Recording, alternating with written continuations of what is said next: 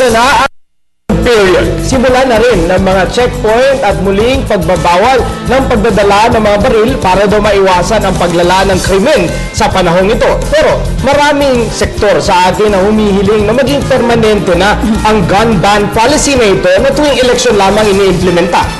Subalit hati ang mga mamamayan, ang marami nagsasabing hindi dapat total gun ban ang pairalin, kundi gun control lamang ang nararapat. So magkakontrang isipan na ito, naiipit ang taong bayan dahil karamihan sa kanila ay mapayapang komunidad lamang ang ninanais.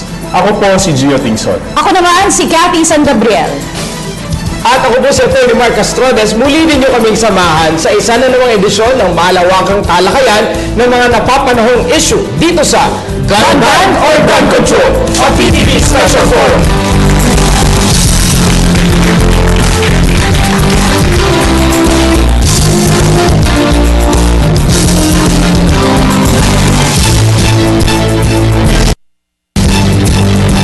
Simula ng election period, opisyal na ring ipinatutupad sa buong bansa ang election gun ban. Ito ay ang mahigpit at regular na pagbabawal sa pagdadala at paggamit ng baril tuwing panahon ng halalan hanggang sa matapos ang election period sa ika-13 ng Hunyo. Ayon pa sa kautosang ito, tanging mga miyembro lamang ng kapulisan at Armed Forces of the Philippines ang magiging exempted rito. Layunin din ng kautosang ito na pababain kung hindi man tuluyang mapigilan na ang pagtaas ng bilang ng mga napapahamak sa baril tuwing panahon ng halalan. Ngunit sa kabila ng gun ban na ito, naging mainit din ang diskusyon ng mga mamamayan ukol sa pagre-rebisa dito. Dahil nagkaroon ng suhestyon na gawin ng permanente ang gun ban. Isa sa mga dahilan ng suhestyong ito ay ang 40 stray bullet incidents na naitala sa pagitan lamang ng December 21, 2012 hanggang nitong ikalawa ng Enero 20. Kabilang sa mga naitala ang pagkamatay ng 7 taong gulang na si Stephanie Nicole Ella na tinamaan ng ligaw na bala noong bagong taon at ang sunod-sunod na shooting incidents sa iba't ibang lugar sa bansa. Dagdag pa rito, marami rin ang nababahala sa lumalabas na datos ng pulisya na nasa may 600,000 baril sa buong bansa ang hindi lisensyado. Dahil sa ganitong mga problema ukol sa baril, naging katanungan sa marami kung mapapababa ba ng total gun ban ang insidente ng mga ligaw na bala o kailangan lamang ng tamang oryentasyon sa maayos na paggamit ng baril. Ano nga ba ang mas epektibong solusyon? Ngayong gabi, sama-sama nating himayin ang mainit na katanungan, gun ban o gun control? Dito lamang sa PTV Special Forum.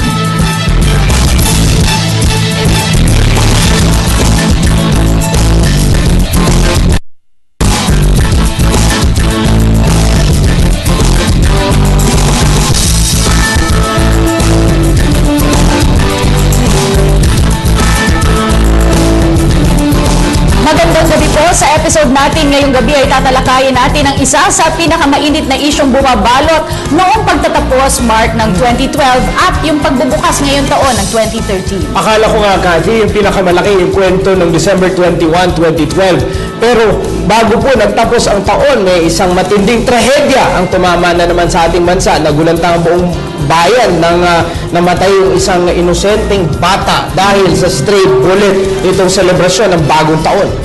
Mabigat kasi, Mark, ang usapin na ito dahil 7 years old lang itong biktima at nasayang ang buhay dahil sa isang senseless na killing na ito, itong aksidente na naganap.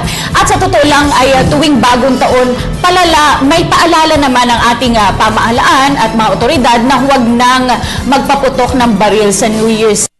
Pero marami talaga ang mga matitigas pa rin ng ulo. Yung mga, Cathy, talagang katigasan nga lang ba ng ulo o dahil maluwag yung proseso natin sa pagbibigay ng lisensya sa baril o pagbibigay ng permit to carry or talagang pagdadala, pag-aangkat ng baril sa ating bansa. Kaya kailangan natin pag-aralan at pag-usapan ito. Yan nga mga katanungan, Mark, sa ating mga isipan. Talaga bang maluwag ang ating bansa sa pagbebenta at paglilisensya o pagbibigay ng lisensya sa mga baril? At talaga bang malakas ang bentahan ng mga unlicensed firearms. Tama yun. Mukhang ang negosyo ng pagbenta ng baril ay hindi na intindihan ng pangkaraniwang Pilipino. Kaya ngayong hapon, o ngayong gabi, maintindihan natin ang lahat ng isyong bumabalot dito sa pagmamayari ng baril. Gun ban ba o gun control? Buti na lang at marami tayong kasama ngayon, Cathy, na magpapaliwanag sa atin. Kaya pakilala na natin sila mula sa Philippine National Police, ang spokesperson, General Generoso Servo. At mula naman sa volunteer group na Volunteer Against Crime and Corruption, Arsenio Evangelista. Magandang gabi po, sir. At mula naman sa Pro-Gun Philippines, Mr. Sunny Parsons. Magandang gabi po sa inyo lahat at it's so nice to be here. Magandang talakayan ito. Para paliwanag sa atin yung ilang legal issues concerning this topic, Attorney JJ Atienza. Magandang gabi po sa inyo lahat at tumutok lamang po kayo at mukhang napaka-interesante po ng ating topic ngayong gabi. At isa siyang airsoft enthusiast at representative ng MILSIM Association of the Philippines. Mamaya aalamin natin kung anong ibig sabihin ng MILSIM. Yes. Si Gerald Dumasal. Magandang gabi sa inyo lahat. At meron pa po tayong inaasahan pang ilang mga panauhin, Cathy, at papakilala natin sila sa kanilang pagdating sa ating forum ngayong hapon. Simulan na natin. Oo, so since pinag-uusapan natin gun ban or gun control, natin muna Yes. kung ano ibig sabihin ng gun ban at anong ibig sabihin ng gun control. Tanungin natin si General Servo, sir. Yes, pagpasok po ng election period, meaning January 13, nagsimula na po yung ating mga prohibitions. At isa po rito yung tinatawag nating gun ban. So ano po ang ipinagbabawal during election period? Bawal po ang pagdadala ng baril, maski po yung may mga dati nang na-approve na mga permit to carry, hindi na po, yan po ay suspendido. So sa ngayon po, election period, ang mga pwede lang pong magdala ng baril ay yung mga miyembro po ng ating mga security forces, tulad ng pulis at ang ating mga sundalo. Although meron pa rin itong mahigpit itong panuntunan. Itong mga pulis at sundalo na magdadala po ng baril, dapat in full uniform at dapat po ay performing an official duty. So, yan po magiging generally, magiging pamantayan ng ating PNP sa pag-i-implement po ng ating gun ban this election period. Gusto kong tanungin mula sa Pro-Gun Philippines, Mr. Parsons, definition lamang po. Ang pag nabanggit po ang word na gun o baril sa ating bansa concerning itong controls na ito, ibig pong sabihin nito yung regular na baril lang o kasama po dito yung mga sumpak, yung mga airsoft, yung mga iba't ibang klaseng baril na may hugis baril? Well, pag sinabi niyo pong baril, firearm yan, no? Pumuputok yan, may pulbura yan, may primer. Let us be specific about it. Ano? Yung airsoft po, laruan yan eh. Hindi po i-consider yan as firearm. But, I would say, lahat po yan, sumpak na yan, yung mga gawang kung saan saan. Improvised firearms. Firearm pa rin po yan eh. Yan po ang dapat hinuhuli sapagkat hindi po rehistrado yan. Walang trade, business trade yan. They're not even allowed to manufacture firearms, you know. Nilinawin ko rin yung naging issue, sinasabi ng ating mga kababayan. Dapat talaga total gun ban. Pag sinabi mong total gun ban, para nyo binigyan ng pagkakataon yung mga kriminal na mas malaki ang ngiti sa kanilang mga pisngi. Didetalyin natin yung argumento ni Ginoong Parsons maya-maya lamang. Mas marami pong argumento ito, Cathy. Oo, at tanungin din natin si Attorney JJ dahil na-raise na nga ni Mr. Parsons itong issue na clamor for a total gun ban. There's also some sectors that are saying na dapat gun control lang. Ano ba yung, paki-explain po Attorney JJ, when they say dapat i-control lang itong paglabas o pag-i-issue ng mga firearms? Okay, Cathy, no? Yung nagsasabi ng gun ban, ng total gun ban, it means na ihihinto na ang pag-issue ng mga lisensya para mag-acquire ng baril yung mga tao.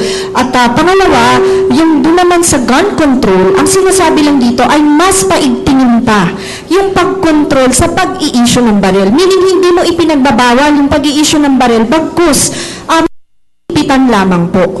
Yun yung difference nilang dalawa. Gusto ko rin tanungin si Mr. Dumasal. Sir, sa inyo po mga airsoft enthusiasts, ano po ang inyong posisyon dito sa issue na ito?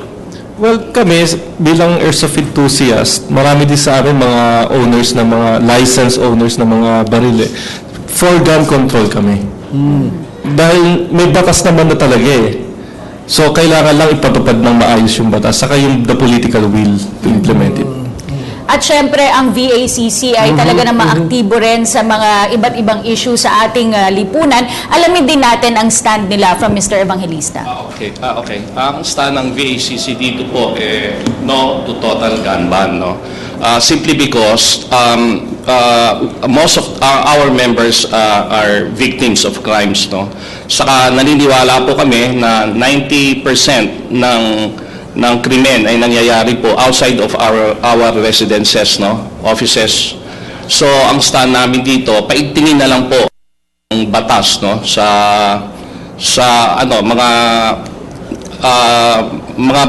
mga unlicensed, yung mga illegal, no. So dito po, pag total gun ban, nabibigyan po natin ng leverage sa mga kriminal, no. Yung mga riding in tandem in particular. So sana po, yun nga, no to total gun ban.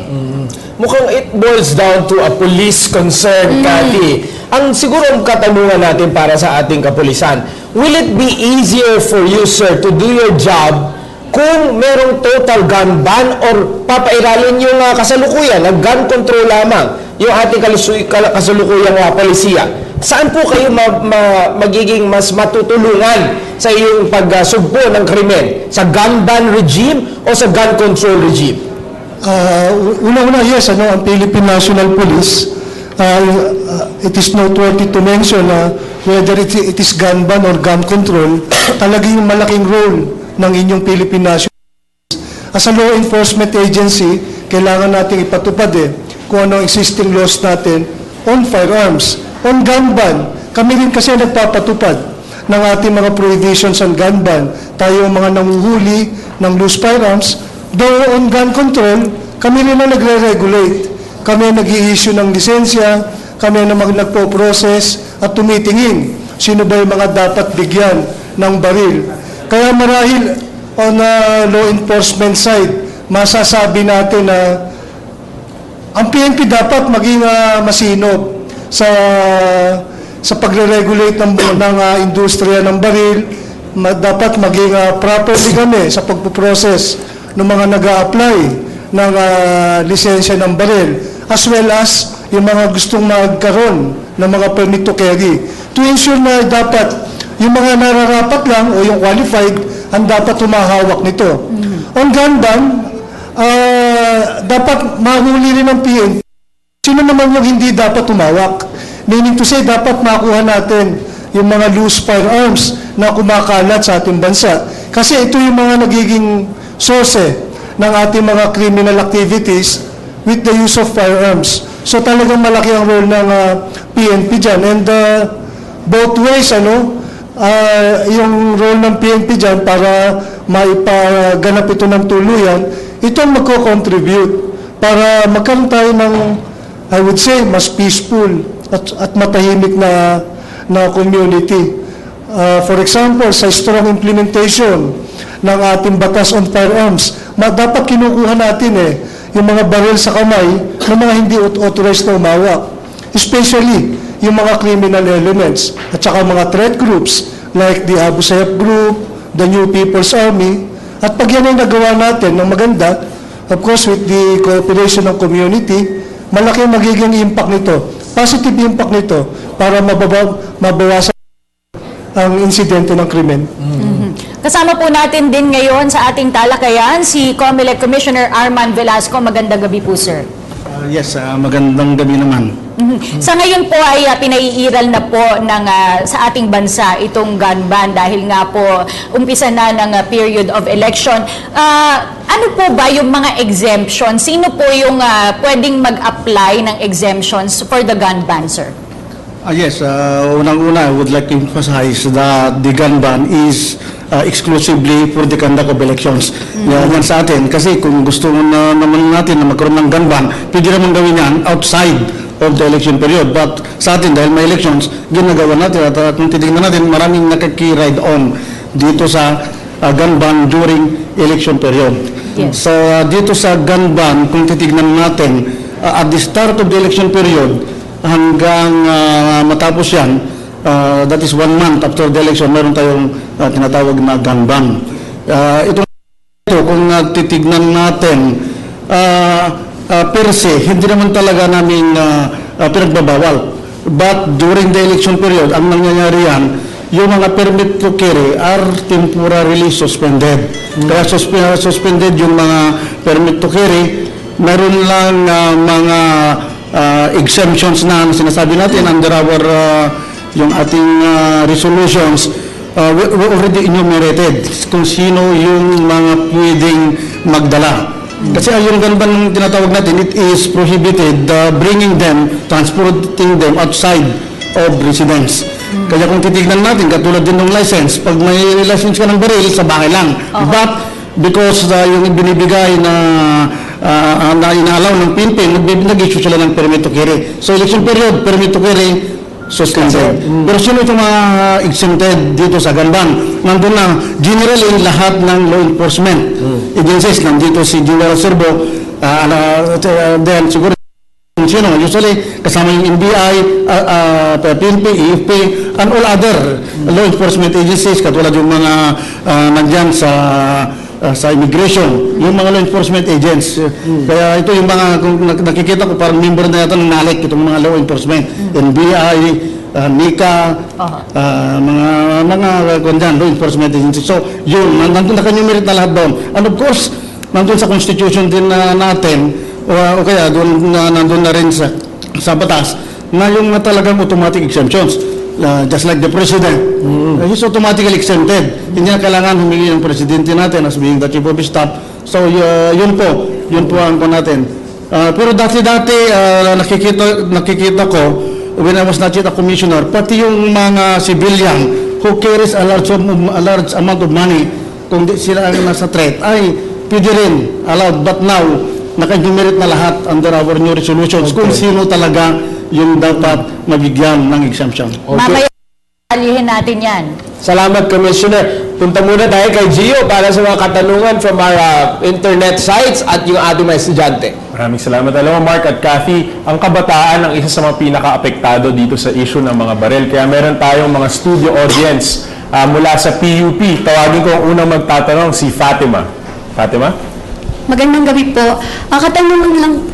Katanungan lang po, sa paanong paraan po ba nalalaman yung natatansya po kung ilan po yung numbers ng mga unregistered firearms dito sa Philippines?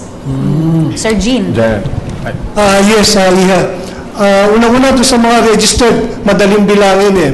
Nagpaparehistro yan sa PNP, kilala namin kung sino yan at kung ano yung kanilang rehistradong baril. It is a big challenge ngayon. Paano natin nabibigyan ng estimates kung ilan yung kumakalat na mga loose firearms? Ang tawag natin dyan, loose firearms. Meron tayong mga loose firearms na nasa kamay ng mga threat groups. Yung New People's Army, yung baril sa kamay ng mga Abu Sayyaf group, and other threat groups. Ito, nagkakaroon kami ng workshop in partnership with AFP at nagkakaroon kami ng kanya-kanyang mga estimates based on mga intelligence reports, based on actual encounters ng mga sundalo namin o mga pulis sa field.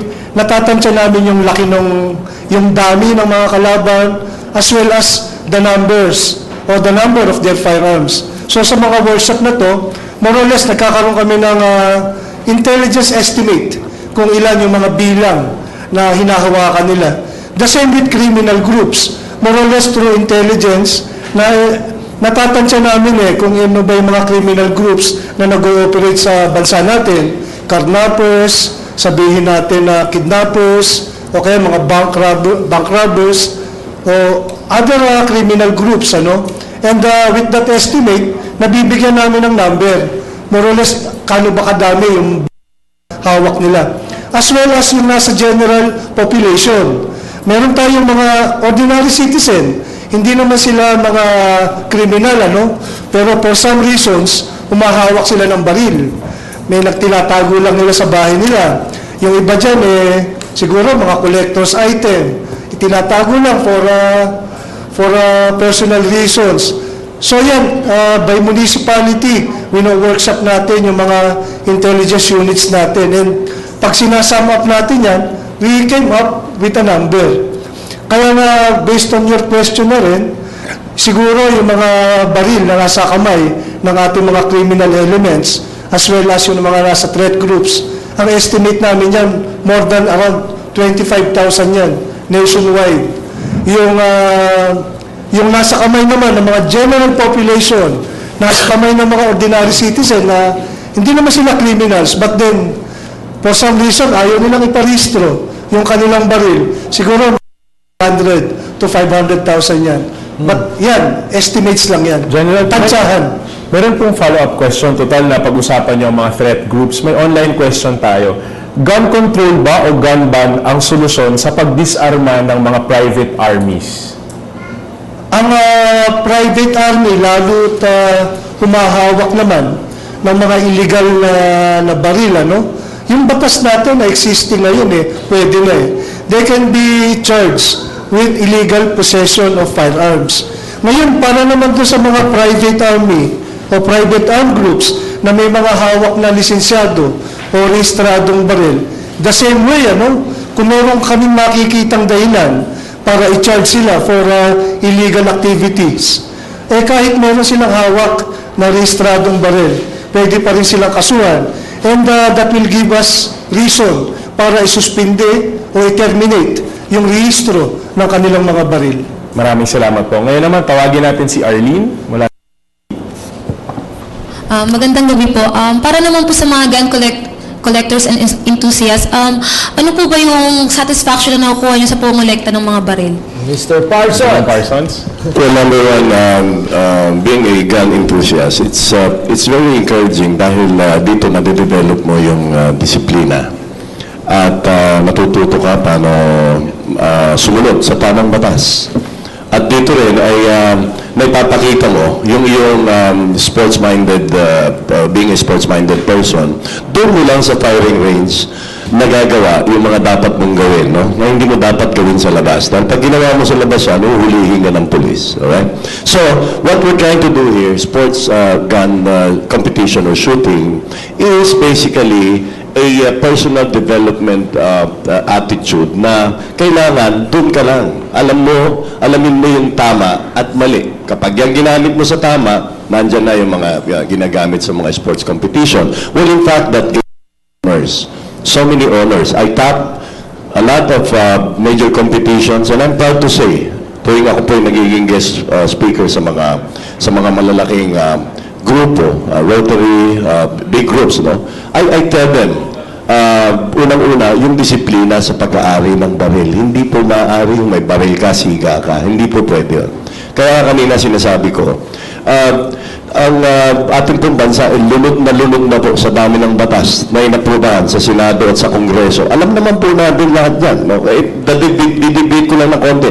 Yung nalambang helmet, napaka-strict. Hanggang ngayon, hindi masunod. Baril pa kaya.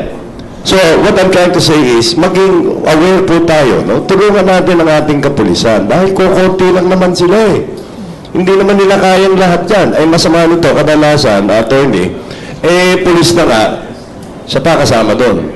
Involved pa mismo. Kaya, ang ating kapulisan po ay, I believe, through the leadership of General Purisima, ay katulad ni General Espina, seryoso po sila. And I tell you, we have been around because I'm the president of the Allied Forces of the Philippines Civilian Volunteer and the Law Enforcer Riders Association of the Philippines, which is headed by General Ding Pase. And kami po, we coordinate with the law enforcers all over the country. Tinitignan po natin. Pag may nakita kami mga pulis na hindi tumutupad, sila mismo ay aming kinakausap at binibigyan ng paalala. Hindi lamang sa sibilyan. So, whether you're gun aficionado or collector, dapat po, bago tayo magkaroon ng baril or firearms, dapat alamin nating mabuti ang tamang paraan o disiplina at ang legalidad bago ka magkaroon ng baril. Oo. Dahil, Kathy, wala tayong panauhin dito na talagang all out for gun ban. Oo. So, we will try to assume the position of a pro-gun ban at magtatanong tayo para lumalim ang ating diskusyon. Oo. Gusto ko lang kasing balikan din yung mention ni General Serbo kanina na yung figures, no, mahigit kalahating milyon ang Lagpas. loose firearms. That's just the estimate. It could be more, it could be less. Pero ganun ba talaga kadaling bumili ng baril dito sa ating bansa? Tanungin natin ng isa pang gun enthusiast, si Mr. Dumasan. Sinabi mo naman kanina na ang samahan nyo ay mga owners ng licensed firearms. Pero madali ba talagang bumili ng baril sa ating bansa? Yung realidad. Sa totoo lang. Oo. Legally, hindi. Kasi maraming proseso. So mahigpit naman ang PNP dyan. May neuro test, drug test, tapos meron ka pang seminar. So kung bibili ka ng legal, hindi madali yan. May proseso. So tama lang yung batas. Pero pagdating doon sa sinasabi na na loose firearms, medyo wala akong alam doon kung gaano kadali. Talaga ha. Wala kang alam talaga ha sa loose firearms. Okay. Pero sir, the fact that there is an industry that imports, manufactures, and paves the way for people to buy guns at nasa kanila na kung gusto nilang i-register yan legal or to keep it illegal. So, ibig sabihin, yung possibility nandun. Sasagutin yan. Yeah. Mamaya itutuloy natin yan sa pagbabalik na ating PTV Special 4.